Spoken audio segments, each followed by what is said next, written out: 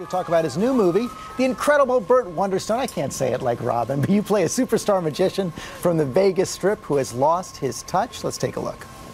That's a lovely bracelet. May I see that for a minute? Take your time. Yes. Oh, there we go. Now, watch this.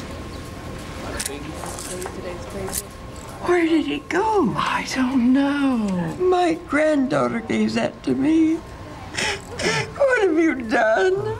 It's right here. I have it. I have it. It's right here. Oh. I'm a magician. Should have explained that to you earlier. And Steve Carell is here now. So that scene right there, that's the toned down Burt Wonderstone. Right. There's the guy right there. That's the guy. Yeah, that's the guy. The hair, the tan, the chest. Your skin's lightened up a little bit since the movie. Thank you. I appreciate that.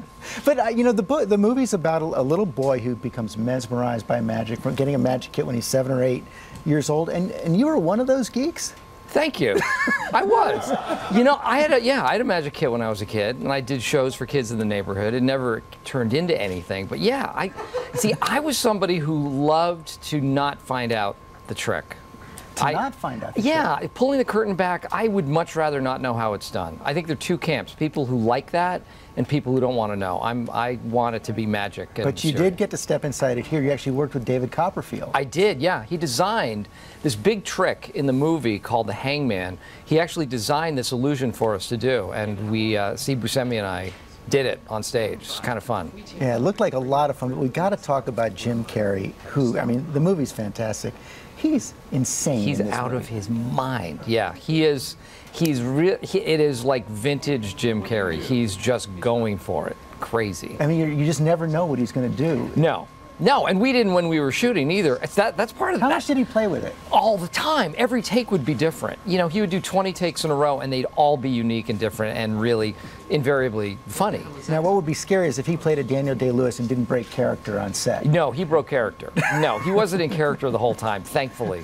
But Steve and I found when in scenes with Jim, the hardest part was in keeping in the scene because you just wanted to be an audience member and watch him do it. Yeah, what are you doing? Yeah, he's so creative and so inspiring. And you're the producer of this movie as well, so you got to bring this entire cast together, and it is an amazing. It's a good cast.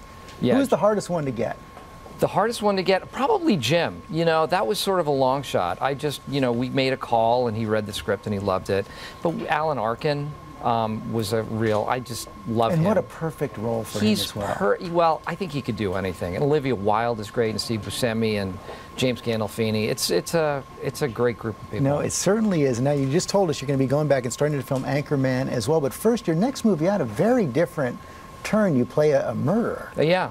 Tell us about it.